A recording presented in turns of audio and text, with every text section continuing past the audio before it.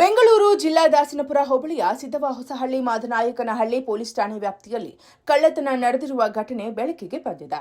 ಸಿದ್ದವ್ವ ಹೊಸಹಳ್ಳಿ ಮಾದನಾಯಕನಹಳ್ಳಿ ಗ್ರಾಮದ ನಿವಾಸಿ Prakash KB ವೆಲ್ಫಿಟ್ trainer ಮತ್ತು ಟೆಕ್ಸ್ಟೈಲ್ಸ್ ಮಾಲೀಕರು ಅವರು ದೂರು ನೀಡಿದ್ದು ದಿನಾಂಕ ಬೆಳಿಗ್ಗೆ 10:15ಕ್ಕೆ ಹಾಗೂ ಅವರ ಪುತ್ರ ಕೃಷಿಕ ಮನೆಯಿಂದ ಹೊರಟಿದ್ರು.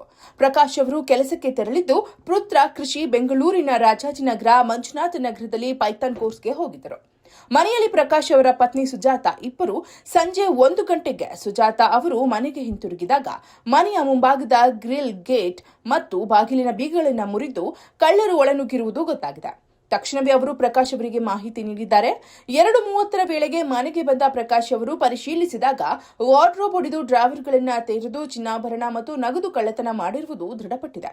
ಕಳ್ಳರು ಸುಮಾರು 30 ಗ್ರಾಂ ತೂಕದ 2 ಚಿನ್ನದ ಬಳೆಗಳು, 45 ಗ್ರಾಂ ಚಿನ್ನದ ಉದ್ದದ ಚೈನ್, 25 ಗ್ರಾಂ ಕತ್ತಿನ ಚೈನ್, 20 ಗ್ರಾಂ ಬ್ರಾಸ್ಲೆಟ್, 20 ಗ್ರಾಂ ತೂಕದ 4 ಉಂಗುರಗಳು, 4 ಜೋಡಿ ಕಿವಿಯೋಳುಗಳು, 20 ಗ್ರಾಂ 2 ಜೋಡಿಗಳು, 15 ಗ್ರಾಂ, 8 ಗ್ರಾಂ ಚಿನ್ನದ ಚೈನ್, ತಾಳಿ, ಚಿನ್ನದ ಗುಂಡುಗಳು, 8 ಗ್ರಾಂ ಚಿನ್ನಾಭರಣಗಳು ಮತ್ತು ಚಿನ್ನಾಭರಣಗಳು. ಕಳವಾದ ಚಿನ್ನಾಭರಣಗಳ ಒಟ್ಟು ಮೌಲ್ಯ ಸುಮಾರು 19 ಲಕ್ಷ ಎಂದು ಅಂದಾಜಿಸಲಾಗಿದೆ. ಕಳ್ಳರನ್ನ ಹಾಗೂ ಕಳವಾದ ಮಾಲನ್ನ ಪತ್ತೆ ಹಚ್ಚಿ ಕಾನೂನು ಕ್ರಮ ಕೈಗೊಳ್ಳುವಂತೆ ಪ್ರಕರಣ ದಾಖಲಿಸಿದ್ದು ಪೊಲೀಸ್ ತನಿಖೆ ಕೈಗೊಂಡಿದ್ದಾರೆ.